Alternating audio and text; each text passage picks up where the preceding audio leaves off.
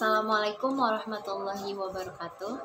Perkenalkan, nama saya Nur Najmi Laila dengan NPM 20202150048. Di sini saya akan menjelaskan tentang pengertian akhlak dan keutamaannya. Adab sopan santun dalam kehidupan bermasyarakat termasuk contoh dari akhlak mulia yang dimiliki seseorang. Dalam Islam dikenal apa yang disebut dengan akhlakul karimah, di mana arti akhlak tersebut adalah akhlak terpuji yang hendaknya dimiliki setiap muslim. Apalagi anjuran untuk berakhlakul karimah sudah dijelaskan dalam Al-Quran dan hadis. Namun, apakah kalian sudah tahu arti akhlak dalam Islam? Arti akhlak adalah budi pekerti atau kelakuan. Sementara itu secara bahasa, arti akhlak berasal dari bahasa Arab, yaitu khuluq. Arti akhlak dari kata tersebut memiliki arti tentang perangai, tingkah laku, dan tabiat. Jika disimpulkan, pengertian akhlak di atas sama-sama menjelaskan tentang tingkah laku seseorang dalam kehidupan sehari-hari, di mana akhlak tersebut melekat dalam diri seseorang yang mendorong mereka bertindak atau berbuat sesuatu tanpa paksaan. Dengan kata lain, arti akhlak tersebut muncul secara alamiah dalam diri sendiri yang dilakukan secara terus-menerus atau berulang. Selain itu, agama juga merupakan sumber dari akhlak yang dimiliki seseorang. Dalam Islam, arti akhlak dapat dikatakan bisa mendorong munculnya perbuatan dan hubungan antara Allah, sesama manusia, dan alam semesta. Menurut tokoh besar dalam agama Islam, yakni Imam Al-Ghazali, menjelaskan mengenai pengertian akhlak, yakni salah satu sifat yang sudah melekat dalam jiwa manusia. Sifat tersebut bisa memicu perbuatan yang mudah dilakukan tanpa pertimbangan pemikiran lagi. Dapat dikatakan juga bahwa akhlak yang dimiliki seseorang merupakan sifat atau watak yang bawaan dari mereka.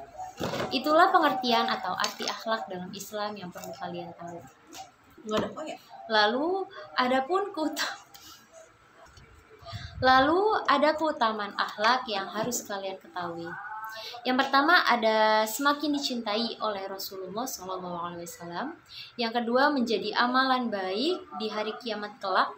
Salah satunya dapat memberatkan pertimbangan di hari kiamat. Yang ketiga, ditinggikan derajat dan kedudukan di akhirat.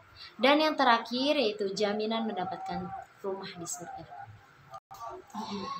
Dan itu teman-teman pengertian akhlak dan keutamaannya. Lalu selanjutnya saya akan menjelaskan tentang adab atau etika belajar dalam Islam. Dalam Islam, adab dan etika belajar memainkan peran penting dalam mencapai pengetahuan yang baik dan memperoleh manfaat spiritual. Berikut adalah beberapa prinsip adab dan etika dalam belajar. Yang pertama ada niat yang ikhlas. Niatkan belajar untuk mendapatkan pengetahuan yang benar dan bermanfaat, serta untuk mendekatkan diri kepada Allah Subhanahu wa Ta'ala. Jangan mempelajari ilmu semata-mata untuk tujuan duniawi atau popularitas. Yang kedua yaitu ada rendahkan diri. Sifat rendah hati atau merendahkan diri adalah penting dalam belajar. Pertahankan sikap rendah hati terhadap ilmu dan guru yang mengajarkannya. Lalu selanjutnya ada kesungguhan dan konsistensi. Belajar membutuhkan kesungguhan dan jadikan belajar sebagai prioritas dan berkomitmen untuk mengoleksikan waktu yang cukup untuk itu. Selanjutnya yaitu ada hargai guru. Guru memiliki peran yang penting dalam membimbing dan mengajarkan ilmu. Hargai guru Anda dengan mendengarkan dengan baik, bertanya dengan sopan, dan menghormati pengetahuan dan pengalaman mereka. Selanjutnya ada tawadu. Bersikap tawadu atau rendah hati adalah salah satu prinsip yang dianjurkan dalam Islam. Jangan sombong dengan pengetahuan yang Anda miliki dan bersedia untuk belajar dari siapa saja, termasuk dari rekan sejawat atau orang yang lebih muda. Lalu ada jaga etika komunikasi.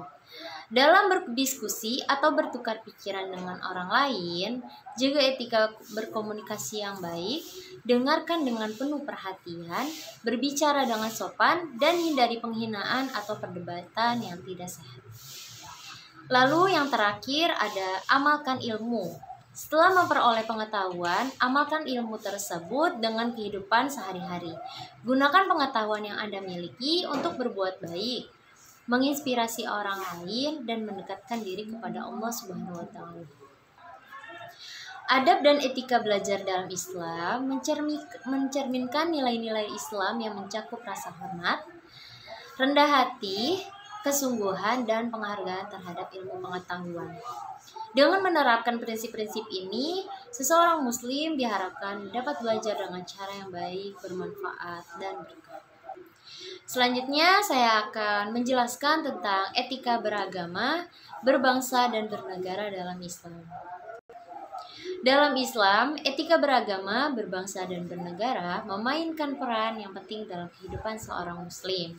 Islam adalah agama yang meliputi aspek agama, sosial, dan politik, dan mengajarkan prinsip-prinsip yang harus diikuti oleh individu dan masyarakat muslim dalam konteks ini. Baik, saya akan menjelaskan tentang etika beragama. Yang pertama ada tauhid. Prinsip dasar dalam Islam adalah meyakinkan diri kepada keesaan Allah, yaitu tauhid. Muslim diharapkan untuk menjalankan ibadah hanya kepada Allah Subhanahu wa Ta'ala, menghindari penyembahan kepada selainnya, dan memperkuat hubungan pribadi dengan Allah. Yang kedua yaitu ada ibadah. Muslim diwajibkan menjalankan kewajiban ibadah seperti sholat, puasa, zakat, dan haji. Melakukan ibadah dengan sungguh-sungguh, konsisten, dan ikhlas merupakan bagian dari etika beragama yang sangat penting bagi seorang muslim. Yang terakhir yaitu ada akhlak. Islam menekankan pentingnya akhlak yang baik. Seorang muslim diharapkan untuk menjadi pribadi yang jujur, adil, sabar, murah hati, berkasih sayang, dan menjauhi perilaku yang buruk. Selanjutnya saya akan menjelaskan tentang etika berbangsa. Yang pertama ada kesetiaan. Seorang muslim diharapkan untuk menjadi warga negara yang setia dan taat pada hukum negara tempat tinggalnya, selama hukum tersebut tidak bertentangan dengan prinsip-prinsip Islam. Lalu yang kedua ada keadilan. Islam menekankan pentingnya keadilan dalam hubungan antar individu dan antar bangsa. Seorang muslim harus memperlakukan semua orang dengan adil tanpa memandang suku, ras, atau agama. Yang terakhir ada kepatuhan.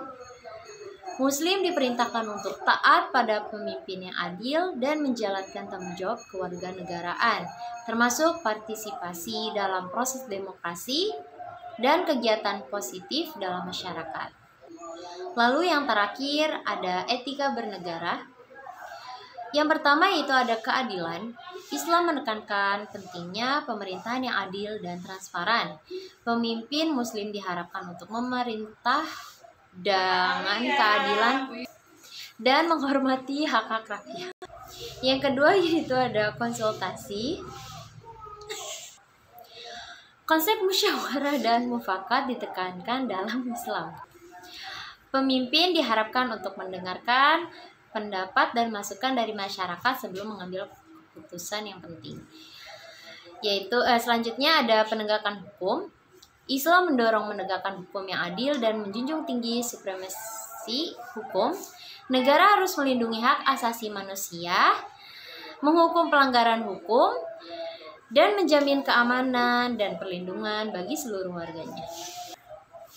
Penting untuk dicatat bahwa Islam mengakui kebebasan individu dan masyarakat dalam menjalankan agama mereka dan menghargai keagamaan, kebudayaan, serta keberagaman dalam masyarakat. Etika beragama, berbangsa, dan bernegara dalam Islam mengajarkan nilai-nilai yang membantu membangun masyarakat yang adil, harmonis, dan damai. Baik, yang terakhir saya akan menjelaskan tentang pengertian musyawarah dan Etika berdemokrasi dalam Islam. Dalam Islam, musyawarah adalah proses diskusi dan konsultasi antara individu atau kelompok dalam rangka mencapai keputusan yang terbaik untuk kepentingan umat atau masyarakat. Musyawarah merupakan salah satu prinsip penting dalam sistem pemerintahan Islam yang dikenal sebagai syura. Prinsip musyawarah didasarkan pada beberapa ayat Al-Quran dan contoh-contoh dari kehidupan Nabi Muhammad SAW dalam Al-Quran surah Al-Imran ayat 159. Allah Subhanahu wa Ta'ala berfirman, "Dan bermusyawarahlah dengan mereka dalam urusan itu. Kemudian apabila kamu telah membulatkan tekad, maka bertakwalah kepada Allah. Sesungguhnya Allah menyukai orang-orang yang bertawakal kepadanya." Musyawarah dalam Islam menghormati pandangan semua peserta, memberikan kesempatan untuk berbicara, dan mendengarkan dengan penuh perhatian. Tujuannya adalah untuk mencapai mufakat atau kesepakatan yang dihasilkan melalui diskusi terbuka dan adil.